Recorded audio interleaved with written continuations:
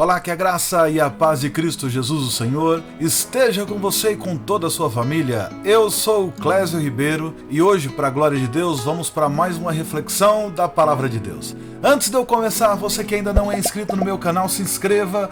Todos os dias eu tenho postado novas mensagens inéditas. Tem mais um monte de mensagem aqui no meu canal onde você pode ouvir. E juntos nós estaremos crescendo na graça e no conhecimento da Palavra de Deus. Queridos, hoje eu vou trazer uma mensagem um tanto quanto difícil. No entanto, nós temos que entendê-la e voltar à Bíblia.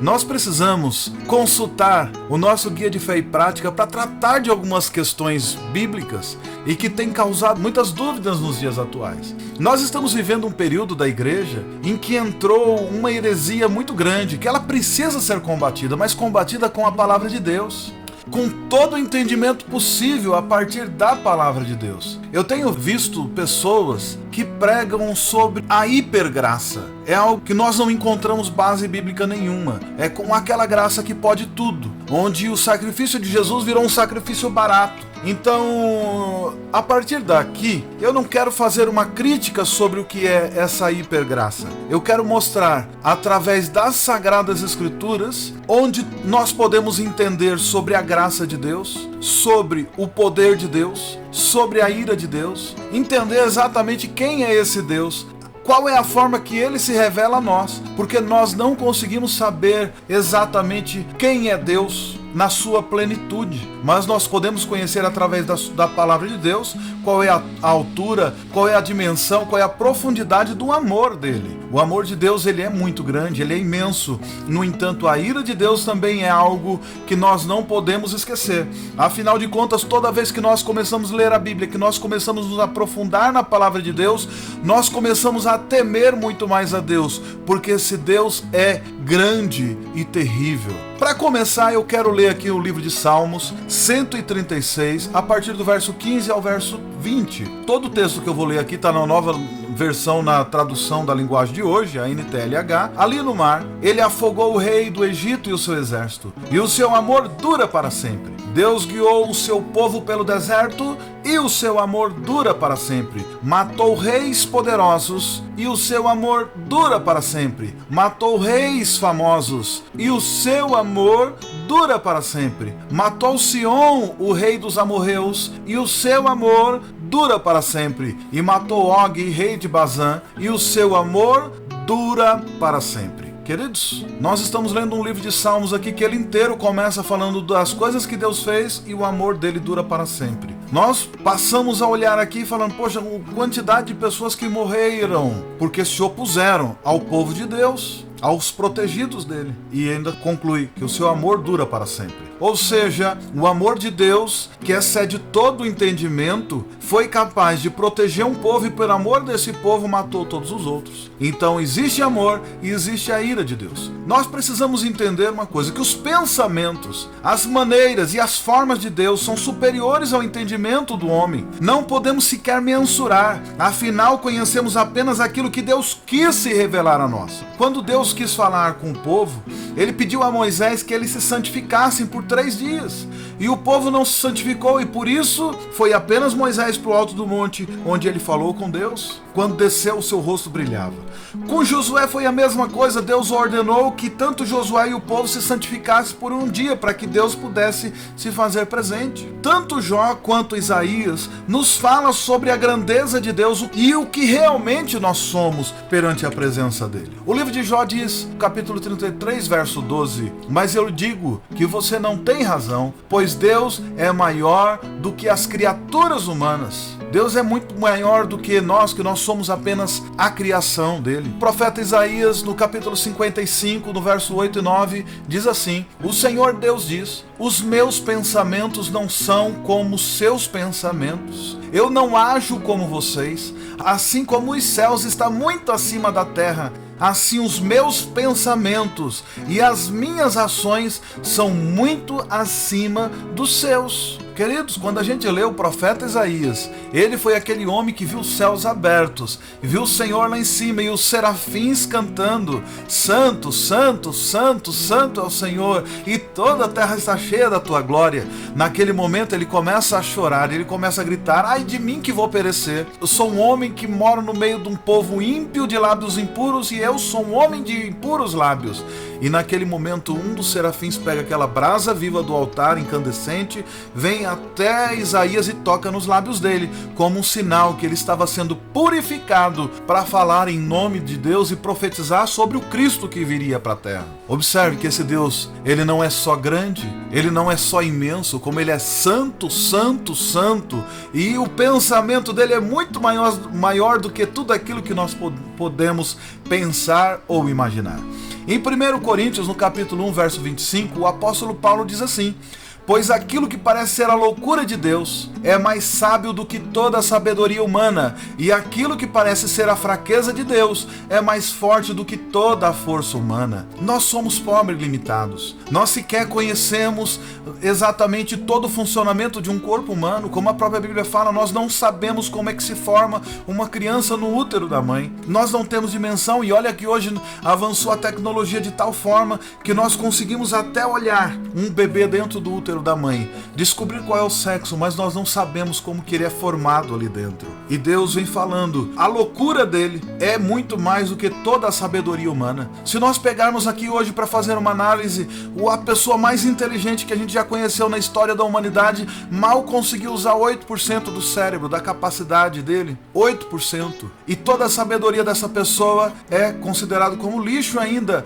perante o poder e a sabedoria de Deus. É como se a loucura de Deus fosse muito além ainda de tudo aquilo que nós podemos imaginar. A primeira carta do apóstolo João, no capítulo 3, verso 20, diz assim: pois se o nosso coração nos condena, sabemos que Deus é maior do que o nosso coração, e Ele conhece tudo. Ou seja, se nós estamos sendo condenados pelo nosso coração, e a Bíblia mesmo nos fala que o nosso coração ele é enganoso, às vezes nós achamos que estamos certos e estamos errados, e muitas vezes nós estamos errados e o nosso próprio coração nos condena. Agora imagina que Deus ele é muito maior que o nosso entendimento, ele é muito maior do que o nosso coração, e ele pode da mesma forma nos condenar. Agora, quando nós vamos falar sobre o amor e a ira de Deus, nós encontramos na Bíblia diante de imensos conceitos divinos que são insondáveis, chegando a ser impossível medir, é incomensurável. Nós não podemos mensurar o tamanho da grandeza, tanto do amor de Deus quanto da ira de Deus. O texto do apóstolo Paulo, que ele escreve para uma carta para Romanos, no capítulo 11, do verso 33 ao 36, vão dizer assim, como são grandes as riquezas de Deus, como são profundos o seu conhecimento e a sua sabedoria. Quem pode explicar as suas decisões? Quem pode entender os seus planos? Como dizem as Sagradas Escrituras, quem pode conhecer a mente do Senhor? Quem é capaz de lhe dar conselhos? Quem já deu alguma coisa a Deus para receber dele algum pagamento? Pois todas as coisas foram criadas por ele, e tudo existe por meio dele para a glória dele. Glórias a Deus para sempre. Amém. Essa parte final desse texto, ela é muito linda. Quem já deu alguma coisa a Deus para receber dele algum pagamento? Nós passamos por uma geração passada que achava que eles tinham direito de pressionar Deus e cobrá-lo como se fosse um senhor invertido. Deus, eu não aceito isso. Como se nós tivéssemos algum direito a cobrar sobre algo. Pois todas as coisas foram criadas por ele, tudo existe por meio dele, para a glória dele. E glória a Deus para sempre. O apóstolo Paulo, que foi conhecedor de todas as maravilhas, ele mesmo fala, aquele que falava mais línguas que todos, que diz que foi arrebatado, não sabe se em espírito ou se em corpo, até lugares onde ele pôde ver coisas que era até impossível dizer aos homens. Ele começa a dizer que ninguém pode cobrar alguma coisa de Deus, que todas as coisas foram criadas para ele, tudo existe por meio dele e para a glória dele. O salmista, no Salmo 77, verso 19, diz assim: tu andaste pelo meio do mar, abriste caminho no oceano profundo, mas ninguém viu as marcas dos seus pés. Olha o tamanho desse Deus. Ninguém sequer consegue mensurar, porque é como se a terra inteira fosse menor do que os pés do Senhor. O apóstolo Paulo, falando para a igreja de Éfeso, ele diz que o amor de Deus em Cristo excede todo o entendimento. Efésios 3,19 diz isso. Sim, embora seja impossível conhecê-lo perfeitamente, peço que vocês venham a conhecê-lo, para que assim Deus encha completamente o seu ser de vocês com a sua natureza. E sobre a ira de Deus, a Bíblia diz: quem parará diante do seu furor? E quem persistirá diante do ardor da sua ira? Queridos, o livro do profeta Naum mostra que a fúria de Deus é maior do que tudo aquilo que nós possamos imaginar. Naum capítulo 1, verso 6 diz: quando o Senhor está irado, quem pode ficar de pé?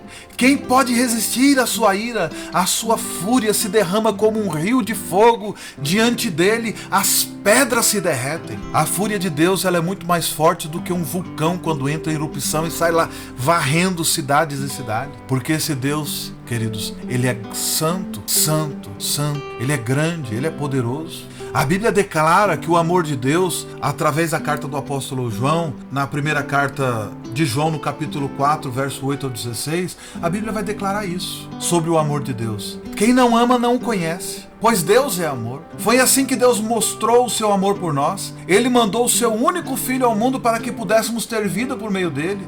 E o amor é isto: não fomos nós que amamos a Deus, mas foi Ele quem nos amou e mandou o seu Filho para que por meio dele os nossos pecados fossem perdoados. Amigos, se foi assim que Deus nos amou, então nós devemos nos amar uns aos outros. Nunca ninguém viu a Deus. Se nós amamos uns aos outros, Deus vive conosco, unidos. E se o seu amor enche completamente o nosso coração, a razão por que podemos ter a certeza de que vivemos unidos com Deus e que Ele vive unido conosco é esta: Ele nos deu o Espírito Santo. E nós vimos e anunciamos aos outros que o Pai enviou o Filho para ter o Salvador do mundo. Todo aquele que afirma que Jesus Cristo é o Filho de Deus, Deus vive unido com Ele. E Ele vive unido com Deus. E nós mesmos conhecemos o amor que Deus tem por nós e cremos nesse amor. Deus é amor. Aquele que vive no amor vive unido com Deus. E Deus vive unido com Ele. Querido, só tem uma coisa: a Bíblia declara o amor de Deus de uma forma suprema. O amor de Deus é muito grande. O apóstolo João dá uma ênfase a esse amor, que quem não ama o outro sequer conhece a Deus, porque Deus é amor. Só que Deus é isso, é só amor? Não. A Bíblia mesmo dá uma ênfase quando declara que Deus também é fogo consumidor. Vejamos o que a Bíblia diz sobre isso. Deus é amor, mas Ele é justiça, Ele é fogo consumidor. Deuteronômio 4, verso 24 diz assim: porque o Senhor nosso Deus é um fogo destruidor, Ele não tolera outros deuses. Ou seja, Deus não tolera que o homem tenta criar outro Deus conforme a sua própria imagem e semelhança para tentar fingir que não existe um Deus criador dos céus e da terra. Porque é isso que o homem faz. Deus não tem problema com estátua de barro, com ouro, com pedra, porque foi Ele mesmo que criou isso daí. Mas quando o homem, tentando fugir de si mesmo, fugir da sua rebelião, da sua rebeldia, do pecado original, vai lá e constrói um ídolo conforme a sua imagem e semelhança, dizendo: esse é meu Deus. Deus não tolera isso. Ele não tolera falsos deuses. Hebreus 12, 29 vai dizer também sobre esse fogo consumidor. Porque na verdade o nosso Deus é um fogo destruidor. Por não sermos como Deus, o salmista no capítulo 50, no Salmo 50, verso 21 diz: vocês fizeram essas coisas e eu fiquei calado, por isso pensaram que eu era igual a vocês. Porém, agora vou repreendê-los, vou lhe mostrar os seus erros. Deus repreende o povo, mostrando que ele não era semelhantemente ao povo, porque Deus é justo, Deus é santo, Deus é amor, mas Ele é fogo destruidor. 1 Samuel, no capítulo 16, verso 7, vai dizer assim: mas o Senhor disse: não se impressione com a aparência, nem com a altura desse homem. Eu o rejeitei, porque não julgo como as pessoas julgam. Elas olham para a aparência, mas eu vejo o coração. Deus conhece o íntimo, Ele esquadrinha pensamentos. Ele conhece cada canto do nosso ser, até aquelas coisas que você já pensou e que você já esqueceu, Ele não esqueceu. Não adianta pecar e falar ficou para o passado. Deus não esquece, porque para Ele passado, presente e futuro tudo é a mesma coisa, ele é eterno. Nós somos ligados a um tempo que foi o próprio Deus que criou para que nós vivêssemos essa linha de tempo. Mas Deus, ele é atemporal, ele está fora desse tempo. Então, passado, presente e futuro, ele conhece tudo. Não adianta achar que nós vamos fugir, porque não tem para onde a gente fugir. Não tem. Números no capítulo 23, verso 19, vai dizer assim: Deus não é como os homens que mentem. Deus não é um ser humano que muda de ideia. Ele não é homem para que minta, nem filho do homem para que se arrependa. Quando foi que Deus prometeu e não cumpriu? Ele diz que faz e faz mesmo. Quando procuramos entender os seus atributos, quer fé e temor. Nós temos que ter fé e temer a Deus. Isso é o que a Bíblia diz. A Bíblia também declara que Deus é Espírito. João 4:24 diz: Deus é Espírito, e por isso os que o adoram devem adorá-lo em espírito e em verdade. Deus também é luz, como está escrito na primeira carta de João, no capítulo 1, verso 5. A mensagem que Cristo nos deu e que nós anunciamos a vocês é essa: Deus é luz e nele não há nenhuma escuridão. É por isso que quando nós nos aproximamos de Deus, nós temos que negar a nossa velha natureza, nós temos que nos despir do velho homem e nos vestir do novo homem, e esse novo homem é espiritual. Nós temos que ser a luz da terra, nós temos que ser o sal da terra, nós temos que brilhar e que o mundo possa olhar em nós e ver que tem diferença entre quem serve a Deus e quem não serve. Porque se nós somos seguidores do Senhor Jesus, se nós somos agora filhos de Deus, a luz dele tem que brilhar em nós, e ninguém acende uma luz e coloca debaixo da cama. Quem disse isso? Jesus. Como o texto que já li, de 1 João, capítulo 4, verso 8 ao 16, que Deus é amor. Quem não ama não o conhece, porque Deus é amor. Foi assim que Deus mostrou o seu amor por nós. Ele mandou o seu único Filho ao mundo para que pudéssemos ter vida por meio dele. E o amor é isso, queridos. Não fomos nós que amamos a Deus, mas foi Ele quem nos amou primeiro. Foi Ele que mandou o seu Filho para que por meio dele os nossos pecados fossem perdoados. Deus nos chamou de amigos. Se foi assim que Deus nos amou, então nós devemos nos amar uns aos outros. Nunca ninguém viu Deus. Se nós amamos uns aos outros, Deus vive unido conosco e o seu amor enche completamente o nosso coração. A razão por que podemos ter a certeza de que vivemos unidos com Deus e que Ele vive unido conosco é esta: Ele nos deu o seu Espírito. Queridos, se você já aceitou a Jesus, se você entregou a sua vida a Ele e você ainda não recebeu o Espírito Santo, se você não é cheio do Espírito Santo, significa que você não se converteu ainda, que você ainda vive como velho homem. Talvez você já tenha se batizado, descido nas águas, é muito provável que você já tenha participado da ceia do Senhor, mas se você ainda não tem o Espírito do Senhor sobre você, você ainda não passou por uma conversão, porque quando nós nos convertemos, quando nós entregamos nossa vida totalmente a Ele, o Espírito Santo do Senhor vem morar juntamente conosco. O problema nos nossos dias, que aproximadamente há 100 anos atrás, inventaram o termo de aceitar a Jesus, de fazer o apelo no final do culto: quem quer vir aqui aceitar Jesus? Daí tem pessoas que se convertem, 100, 200 pessoas, só que a pessoa não, eu aceito Jesus, ele vai lá pra frente, depois no dia seguinte, cadê a pessoa? Como aquela atriz aí, que eu nem vou mencionar o nome dela, ela fala: não, Deus é um cara maneiro, ele é um cara legal, se alguém me oferecer Jesus, claro que eu quero Jesus. Não adianta querer Jesus, você tem que mudar de vida, você tem que se despir desse velho homem corrupto, nojento, escroto, se converter genuinamente, matava essa tua velha natureza horrível que você carrega, nascer de novo de verdade. Aí o Espírito Santo vai morar com você, ele vai habitar em você. Aí sim você vai entender qual é a profundidade, a grandeza, a altura desse amor de Deus, e você vai começar a ser semelhante a Ele, como o texto que eu li de João. E nós mesmos conhecemos o amor de Deus, que o amor que Deus tem por nós, e cremos nesse amor. Deus é amor. Aquele que vive no amor vive unido com Deus, e Deus vive unido com Ele. Por Deus ser o que é, todos os atributos da divindade são influenciados e equilibrados. Nenhum atributo de Deus pode ser separado dos demais. Se Deus é amor, Deus é justiça, Deus é justo, Deus é santo, Deus é luz.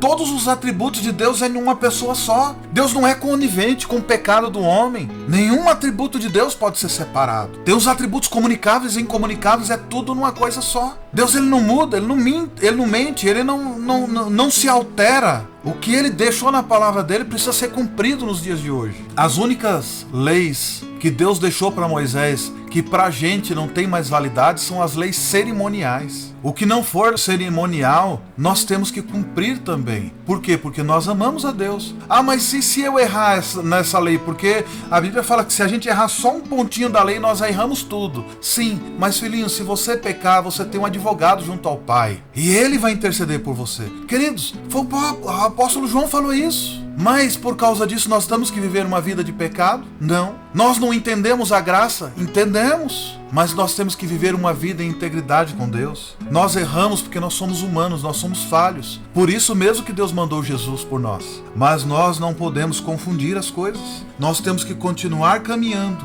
e crendo que mesmo que nós venhamos falhar, é necessário nós entendermos completamente os atributos de Deus para que a gente venha entender isso daí. Para que nós possamos entender o equilíbrio entre o amor e a ira de Deus. Nós temos que estudar um a um. Nós temos que entender o que é o amor de Deus e nós temos que entender o que é a ira de Deus. Eu vou me aprofundar mais um pouquinho sobre isso.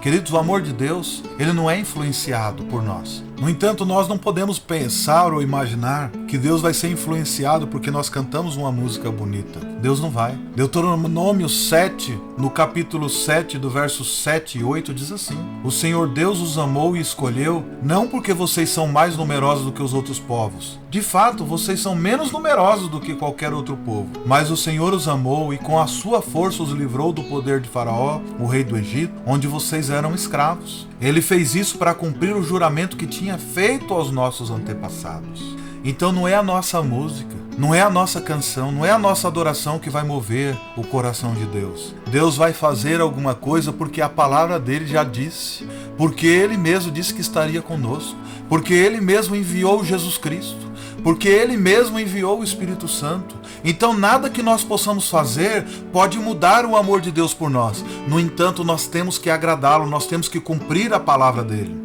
2 Timóteo, no capítulo 1, verso 9, diz: Deus nos salvou e nos chamou para sermos o seu povo, não foi por causa do que temos feito, mas porque este era o seu plano, e por causa da sua graça, ele nos deu essa graça por meio de Jesus Cristo, antes da criação do mundo. Dizer que o amor de Deus não é influenciado significa que nada mesmo nos atraiu o amor de Deus expresso por Deus. Não foi nada que nós pudéssemos fazer atraiu esse amor de Deus para nós.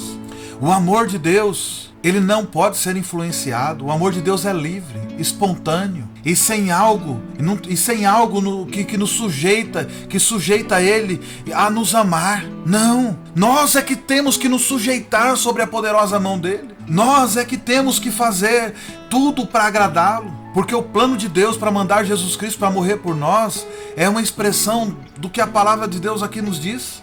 Que Jesus Cristo já era o Cordeiro morto antes mesmo da fundação do mundo.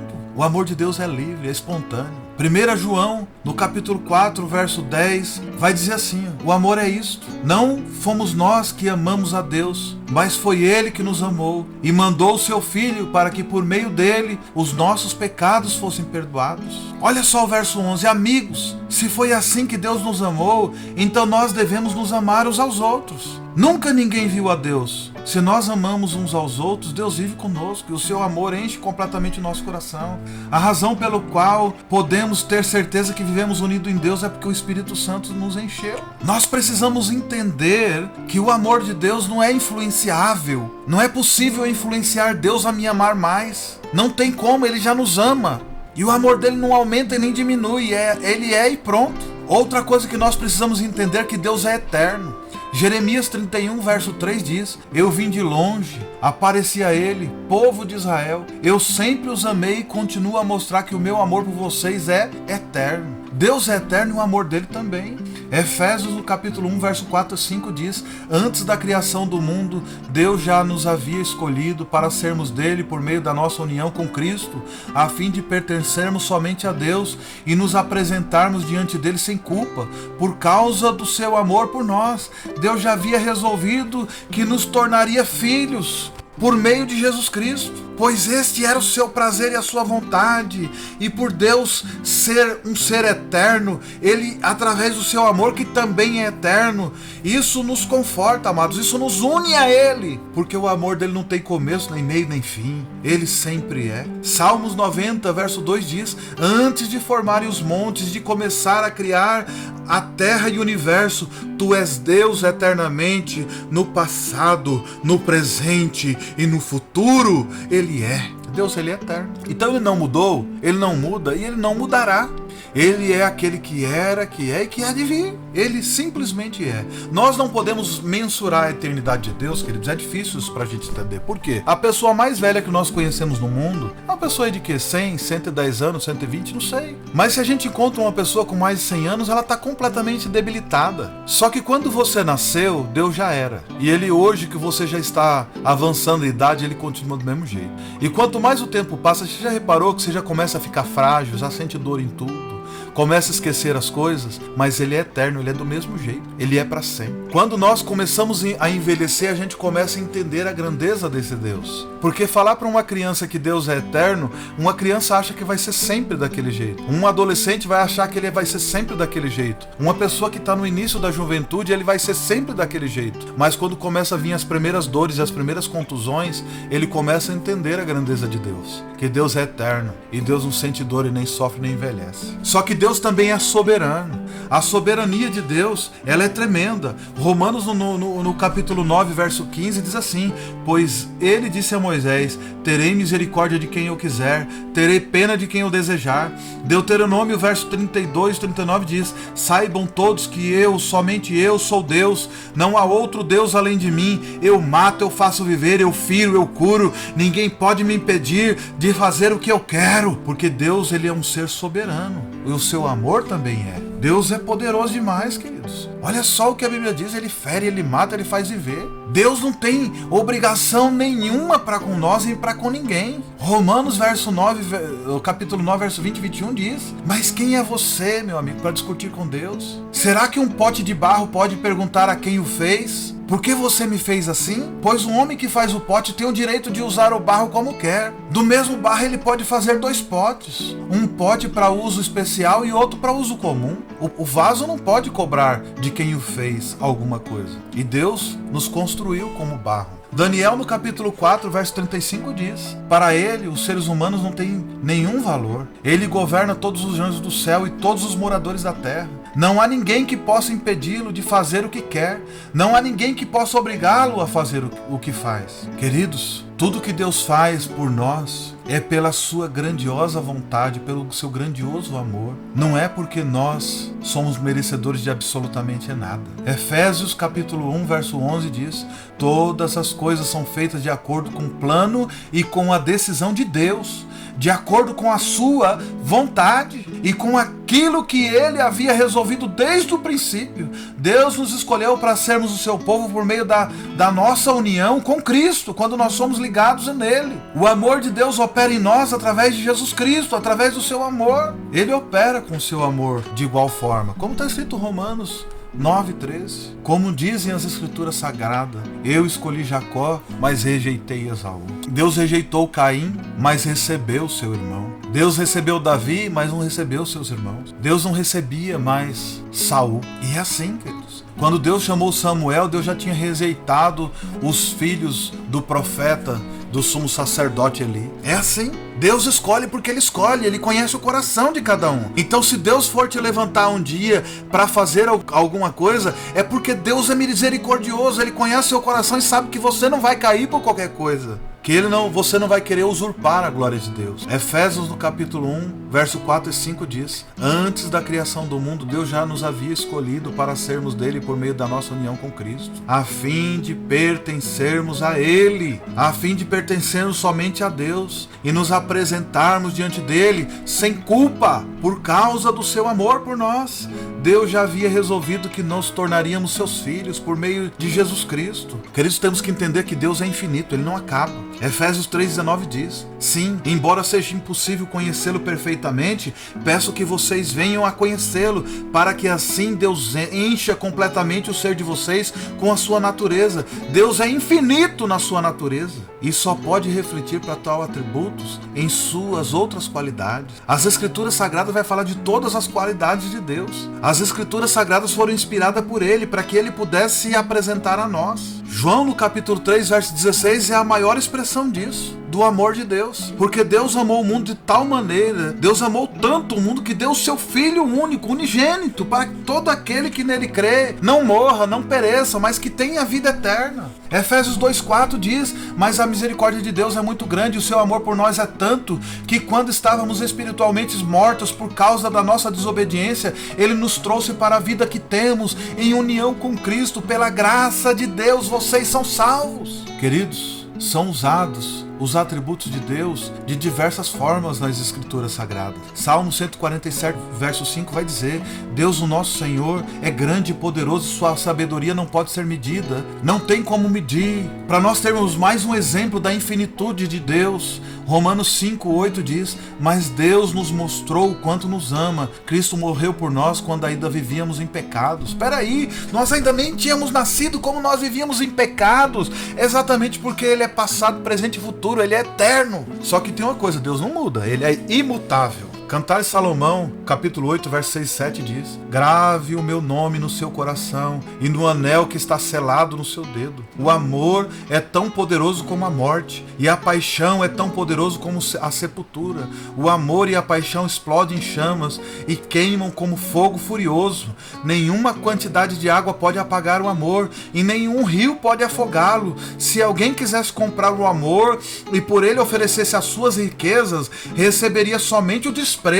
Deus, Ele é imutável, Ele não muda. O amor dele, Ele vai ser para sempre. Tiago 1,17 vai dizer: tudo de bom que recebemos e tudo que é perfeito vem dos céus, vem de Deus, o Criador das luzes do céu. Ele não muda. Deus não mudou, querido, Ele é o mesmo ainda. Ele é o Criador, Ele é tudo. Deus não muda, Ele não varia de posição. O que causaria a escuridão em seus atributos também o são. O exemplo da imutabilidade de Deus, Deus é tão grande e imutável, está em Romanos, capítulo 8, 35 ao verso 39. Então quem pode nos separar do amor de Cristo? Serão os sofrimentos, as dificuldades, a perseguição, a fome, a pobreza, o perigo, a morte? Como dizem as Escrituras Sagradas, por causa de ti estamos em perigo de morte o dia inteiro? Somos tratados como ovelhas que vão para o matadouro? Em todas essas situações temos a vitória completa por meio daquele que nos amou. Pois eu tenho certeza de que nada pode nos separar do amor de Deus, nem a morte, nem a vida, nem os anjos, nem outras autoridades ou poderes celestiais, nem o presente, nem o futuro, nem o mundo lá de cima, nem o mundo lá de baixo, todo o universo. Nada pode nos separar do amor de Deus, que é por meio de Jesus Cristo, o nosso Salvador. O apóstolo Paulo, quando escreveu isso, ele tinha a noção exata da grandeza e da profundidade desse amor de Deus. Mais um dos pontos que nós temos que entender: que Deus é santo. Romanos capítulo 5, verso 21, e isso aconteceu a fim de que assim como o pecado dominou e trouxe a morte, assim também a graça de Deus, que o leva a aceitar as pessoas, dominasse e trouxesse a vida eterna. Essa vida é nossa por meio do nosso Senhor Jesus Cristo, que é Deus santo na sua pessoa. No livro de Levíticos, no capítulo 11, verso 44, vai dizer: eu sou o Senhor, dediquem-se a mim, o Deus de vocês, e sejam completamente fiéis a mim, pois eu sou santo.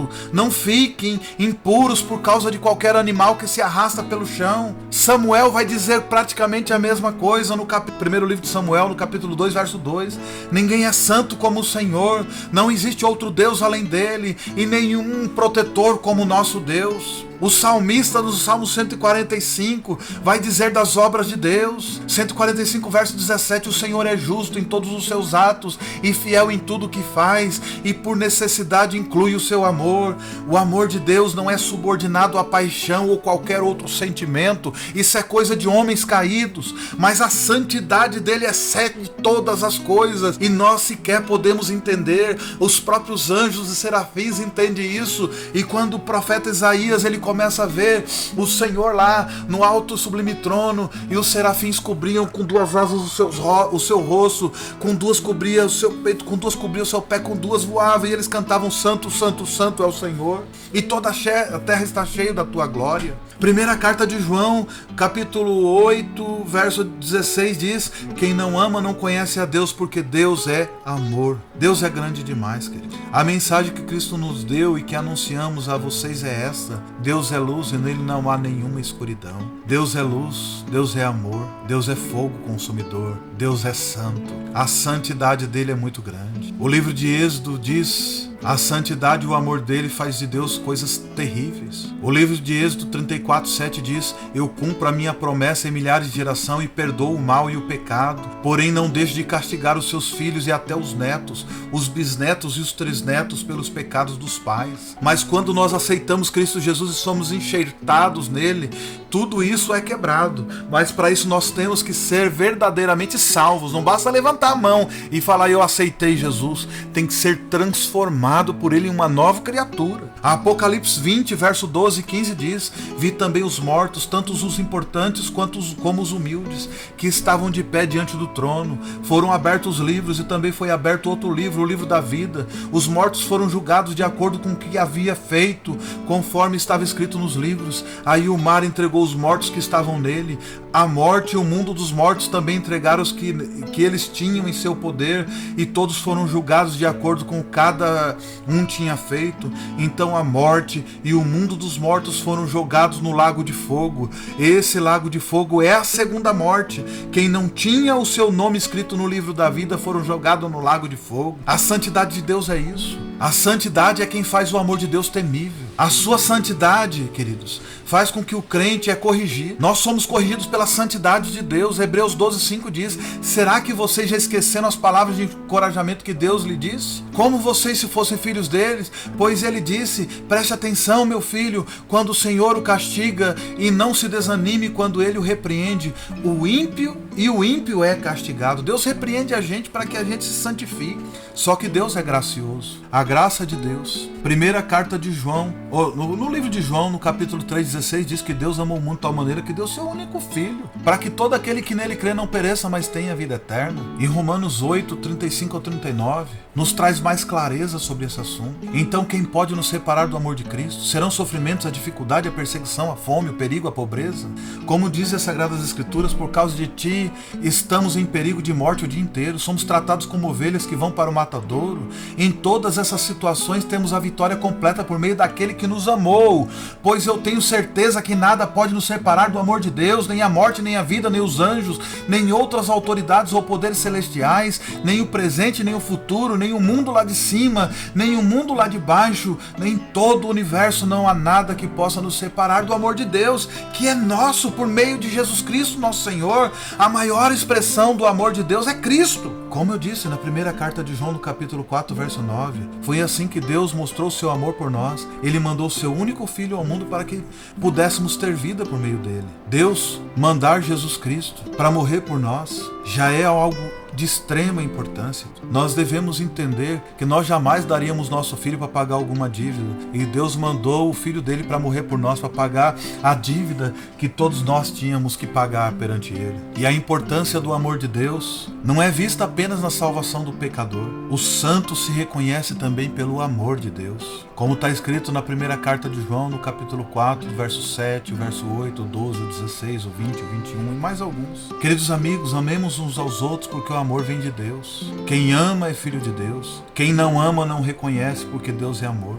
O verso 20 e 21, se alguém diz eu amo a Deus, mas odeio o seu irmão, é mentiroso. Pois ninguém pode amar a Deus a quem não vê, e se não amar o seu irmão a quem vê. O mandamento que Cristo nos deu é esse: quem ama a Deus, que ame também o seu irmão. Queridos, nós temos que viver em obediência estimulada pelo amor de Deus. Quando João 14, verso 15, Jesus disse: se vocês me amam, obedeçam os meus mandamentos. João no capítulo 15, verso 9 ao 14, vai dizer assim: assim como meu Pai me ama, eu amo vocês. Portanto, continuem unidos comigo por meio do meu amor por vocês. Se obedecer os meus mandamentos, eu continuarei amando vocês. Assim como eu obedeço aos mandamentos do meu Pai, Ele continua a me amar. Eu estou dizendo isso para que a minha alegria esteja em vocês e a alegria de vocês sejam completa. O meu mandamento é este: amem uns aos outros como eu amo vocês. Ninguém tem mais amor pelos seus amigos do que aquele que dá a sua vida por eles. Vocês são meus amigos se fazem o que eu mando. Se nós cumprirmos o que Jesus Cristo manda, nós somos amigos dele, nós somos íntimos dele. No dia do juízo nós teremos a confiança devido ao amor de Jesus por nós. Como diz lá na primeira carta de João, capítulo 4, verso 17 e 18. Assim o amor em nós é totalmente verdadeiro, para que tenhamos coragem no dia do juízo, porque a nossa vida neste mundo é como a vida de Cristo. No amor não há medo. O amor é totalmente verdadeiro, afasta o medo. Portanto, aquele que sente medo não está no seu coração o amor totalmente verdadeiro, porque o medo mostra que existe castigo. Queridos, esse é o amor de Deus, mas a ira de Deus ela é grande. O amor de Deus e a sua ira frequentemente andam juntos. No livro de Números 14, verso 18 vai dizer assim, e em Romanos 11, 22. Vejam como Deus é bom e também é duro. Ele é duro para os que caíram e bom para vocês que continuarem sempre confiando na sua bondade. Senão, vocês também serão cortados. Hebreus 12, verso 5 diz, será que vocês já esqueceram a palavra de encorajamento que Deus lhe disse? Como se vocês fossem filhos de Deus? Pois ele disse, preste atenção, meu filho, quando o Senhor o castiga, e não se desanime quando ele repreende verdadeiramente. A ira de Deus é uma expressão do seu amor. Salmos 136, verso 14 ao 21 vai dizer, quem fez com que o povo de Israel passasse por meio do mar, e o seu amor dura para sempre. Tudo que Deus vinha falando ali era seu amor dura para sempre, e seu amor dura para sempre. Nós precisamos entender alguma coisa, queridos. Se Deus não tivesse a ira, os seus atributos seriam todos falhos. Se não houvesse a ira de Deus, ele seria indiferente ao pecado e aceitaria qualquer tolice e corrupção do ser humano. Porque Deus é puro, necessariamente ele precisa odiar o que é impuro. Quando Deus é santo, tudo aquilo que é impuro ele se quer ver, como a palavra de Deus já nos diz isso. Não é apenas Deus quem se ira em consequência do seu amor, mas o homem também faz dessa maneira. Provérbios vai dizer isso, no verso 13 e 24, quem não castiga o filho não ama, quem ama o filho castiga o quanto é tempo. Então Deus da mesma forma faz isso conosco. Uma definição da ira de Deus é a sua santidade contra o pecado. Como o texto que eu já li vai dizer, eu, o Senhor, tenho paciência e muita compaixão. Eu perdoo a maldade e o pecado, porém não trato o culpado como se fosse inocente. Eu faço que o castigo dos pecados dos pais recaiam sobre os seus descendentes, até os bisnetos e os trisnetos. A própria ira de Deus testifica a sua santidade. Os Salmos 89, verso 35 diz, de uma vez por todas jurei pelo meu santo nome, que nunca mentiria a Davi. Por ele jurar a sua santidade, os inimigos de Davi foram castigados. Salmos 95, 11 também vai dizer, de uma vez por todas jurei pelo meu santo nome que nunca mentiria. Por Deus ser santo, os desobedientes à sua palavra foram mortos no deserto, querido. Se o povo que foi escolhido por ele morreu no deserto quando começou a blasfemar, começou a viver em rebeldia, será que ele vai nos poupar? Ele mandou o seu próprio filho para morrer por nós e a gente quer viver uma vida de qualquer jeito, será que ele vai nos poupar também? Não, mas tem a graça. Sim, tem. A graça de Deus foi essa. Que ele nos ama, mas também ele ira contra o nosso pecado. Efésios 3,19 já vai dizer isso. Sim, embora seja impossível conhecê-lo perfeitamente, peço que vocês venham para conhecê-lo, para que assim Deus encha completamente o ser de vocês com a sua natureza. No entanto, queridos, a ira de Deus ela é derramada na tribulação. O livro de Apocalipse já vai deixar claro isso. No capítulo 6, verso 16. E gritavam para os montes e para as rochas, caiam sobre nós e nos escondam dos olhos daquele que está sentado no trono e nos proteja da ira do Cordeiro, pois já chegou o grande dia da ira deles, e quem poderá aguentá-la? Queridos, a ira de Deus é terrível. Eu não consigo entender alguém que se achega a Deus e começa a tratar a Deus como cara lá de cima. Deus, ele é amor, mas ele é fogo consumidor. Nós precisamos entender os benefícios da ira de Deus. Sabe por quê? Porque a ira de Deus revela a imundícia do pecado. Porque se as nossas próprias obras para Deus é como trapo de imundícia, imagina os nossos pecados. Devido ao nosso próprio pecado, o Deus eterno crucificou o seu único filho, Jesus Cristo, o amado. Agora imagina se ele vai tolerar nós vivermos uma vida em pecado direto, porque existe a graça. Romanos 5,8 diz, mas Deus nos mostrou o quanto nos ama, Cristo morreu por nós quando ainda vivíamos em pecado. Quando nós vivíamos, significa que nós não temos que viver, nós temos que pedir perdão, mas abandonar a vida de pecado. A ira de Deus, ela provoca o crescimento na nossa vida. Nós temos que crescer no temor de Deus. Lucas 12, no verso 5, vai dizer assim: vou mostrar a vocês de quem devem ter medo. Tenha medo de Deus, que depois de matar o corpo, tem poder para jogar a pessoa no inferno. Sim, repito, tenham medo de Deus. Quem disse foi Jesus. Tem que ter temor, temer a Deus, ter medo dele. Ah, mas Jesus veio para trazer a graça. Não, mas Jesus está falando para ter medo. Nós temos que temer a Deus. Hebreus 12, 28 ao 29. Por isso sejamos agradecidos, pois já recebemos um reino que não pode ser abalado. Sejamos agradecidos e adoramos a Deus de um modo que o agrade, com respeito e temor, porque na verdade o nosso Deus é fogo destruidor, fogo consumidor. Nós temos que ter medo de Deus e louvá-lo também pela justiça de Deus. Como 1 Tessalonicenses, no capítulo 1, verso 10 diz: eles contam também como vocês estão esperando que Jesus, o Filho de Deus, a quem Deus ressuscitou, volte dos céus. Esse Jesus que nos salva dos castigos divinos que está para vir. Apocalipse, verso 19 a 11 diz: em seguida vi o céu aberto e apareceu um cavalo branco. O seu cavaleiro se chama Fiel e Verdadeiro. Ele julga e combate com justiça. Queridos, quando nós louvamos a Deus, nós louvamos pela grandeza dele, pelo poder dele, pela santidade dele, porque ele é bom, porque ele é justo, porque ele é poderoso. Nós não podemos confundir as coisas. A ira de Deus nos trouxe também a glória dele através de Jesus Cristo. E nós temos que glorificá-lo, o Senhor, através de Jesus Cristo, porque se não fosse pelo sacrifício de Jesus, nós jamais poderíamos ser contemplados por Deus. Filipenses, no capítulo 2, versos 10 e 11 diz: para que em homenagem ao nome de Jesus Cristo, todas as criaturas no céu, na terra e no mundo dos mortos caiam de joelhos e declarem abertamente que Jesus Cristo é o Senhor, para a glória de Deus, o Pai. A ira do Senhor traz a glória para Jesus, que nós temos que jogar com o nosso rosto em terra e o adorá-lo, porque ele é santo, santo, santo e santo. Deus opera todas as coisas no mundo com a finalidade de receber toda a honra, glória e louvor. Como está escrito em Romanos 11:36, porque todas as coisas foram criadas por ele, tudo existe por meio dele e para ele. Glória a Deus para sempre. Amém. Queridos, essa redenção que veio através de Jesus Cristo foi para que nós pudéssemos ser livres do nosso pecado, para que a gente pudesse ser liberto. Só precisaria redenção se houvesse, só poderia haver redenção se houvesse um preço a ser pago, e o preço seria o derramamento de sangue. Estaríamos matando todos os cordeiros do mundo, talvez tivesse acabado já os animais se não tivesse Jesus Cristo, de tanto pecado que tem essa população, que tanto pecado que nós temos. Mas quando Jesus Cristo veio e se fez sacrifício por nós, nós fomos religados a Deus, e o amor e a fidelidade de Deus se encontraram todos ali, juntamente com Jesus Cristo na cruz do Calvário, quando ele de braços abertos gritou: Pai, está consumado. Foi através desse sacrifício de Jesus que nós fomos religados a ele, e não tem como mais nós vivermos uma vida de qualquer maneira, quando nós começamos a navegar pelas Escrituras Sagradas e conhecer a imensidão do amor de Deus, conhecer o sacrifício de Jesus Cristo, conhecer o poder da ira de Deus, conhecer a grandeza também do seu amor. Nós reconhecemos que nós somos pobres, miseráveis, pecador, nu e carentes da misericórdia de Deus.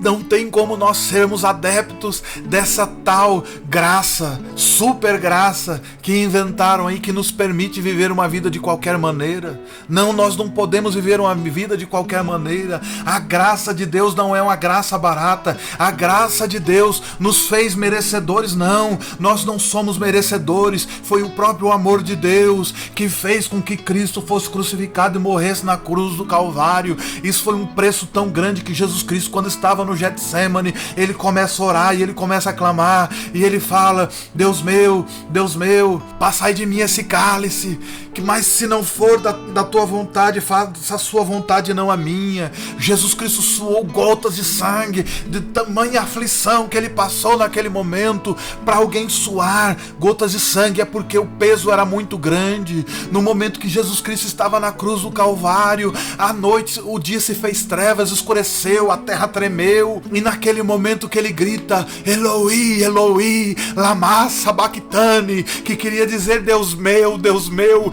por que tu me desamparaste? Esse foi o preço que foi pago por nós. O sacrifício vicário de Cristo na cruz do Calvário foi grande, foi pesado. a ponto de suar gotas de sangue. E o que nós temos que fazer é adorá-lo, é glorificá-lo através das nossas vidas, vivermos uma vida de integridade e de santidade para com Deus, porque sem a qual ninguém verá a Deus. Eu gostaria de pregar um evangelho diferente, mas quando eu leio as Sagradas Escrituras não dá. Eu gostaria de contar os meus testemunhos de quanto que Deus tem sido maravilhoso, quanto Ele tem me abençoado e tem me feito prosperar, mas não dá. Eu tenho que pregar que Deus é santo, santo, santo, e que nós somos pobre, miserável, pecador e nu, e que nós carecemos da maravilhosa graça de Deus que foi derramada através de Jesus Cristo, do seu sangue na cruz do Calvário, e através desse sangue nós trocamos a nossa velha natureza, o nosso manto sujo, e colocamos um manto branco de santidade, e nós vivemos lutando contra nós mesmos, porque aquele homem que confessa e deixa, esse sim alcança misericórdia. E podemos dizer, como o apóstolo Paulo dizia, que aquele que roubava não rouba mais, aquele que se prostituía não se prostitui mais, aquele que mentia não mente mais, mas antes todos esses agora louvam e adoram o nome do Senhor. E é isso que nós temos que fazer, queridos. Não dá para viver num mundo cor-de-rosa, tentando dizer que agora nós vivemos no amor que mais lembra aquele amor hippie da paz de Já. Não é isso não, querido. O amor de Deus nos constrange a tal ponto de nós confessarmos os nossos pecados e abandonar a nossa vida de pecado. Nós temos que reconhecer que nós somos pobre, miserável, pecador e nu, e carente dessa misericórdia de Deus.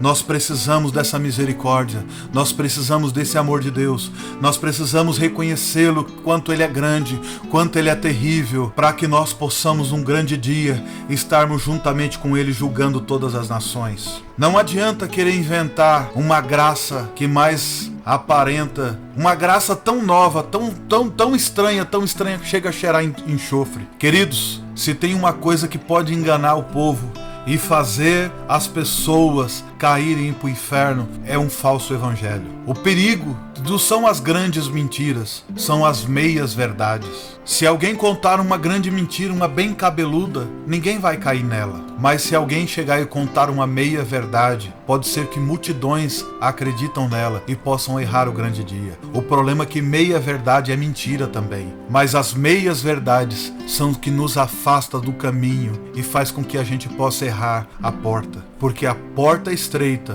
mas o caminho também é estreito. Desde o tempo de João, o reino de Deus está no meio de vós, mas quem não usar de força não se apoderará dele. Nós temos que lutar contra a nossa velha natureza. Nós temos que reconhecer a santidade, a grandeza, o poder de Deus, a justiça de Deus. Nós temos que conhecer Deus na sua integralidade, de acordo com aquilo que Ele nos demonstrou na tua palavra. Porque o que Ele demonstrou na palavra dEle ainda é pouco, mediante a grandeza dEle. Queridos, que você possa meditar nessa palavra, que você possa ouvir, ir para o texto sagrado, leia a Bíblia. Esses textos que eu citei todos aqui, confere um por um, para ver se a Bíblia não mostra a grandiosidade de Deus e o tanto que nós devemos temer. Não basta as minhas palavras, vai para a Escritura e você vai reconhecer que Deus é grande demais e que nós somos pequenos e carentes da misericórdia e da graça genuína, da graça através do sacrifício de Jesus, de reconhecermos como pecador, de sermos imitadores dele, imitador de viver a mesma vida que ele viveu, de sofrer as perseguições que ele sofreu, e não querer viver uma vidinha mansa, dizendo, Jesus Cristo já pagou os pecados dele, então não existe mais pecado, não existe mais, Jesus Cristo já levou tudo, eu não tenho mais condenação. Não, queridos, a Bíblia fala que nenhuma condenação há para os que estão em Cristo Jesus, mas que não andam mais segundo a carne, mas sim segundo o Espírito. Isso está em Romanos 8, no verso 1 e no verso 4 ou 5. Nós temos que entender que não há condenação, mas para os que andam não mais segundo a carne, mas sim segundo o Espírito de Deus. Que Deus te abençoe, que Deus te guarde, que Ele faça resplandecer o seu rosto sobre você, que Ele tenha misericórdia de vós e que Ele te dê a paz. Continue firme, sempre lutando contra essa velha natureza, que todo o seu trabalho em Cristo Jesus não será vão. Que Deus te abençoe em nome de Jesus.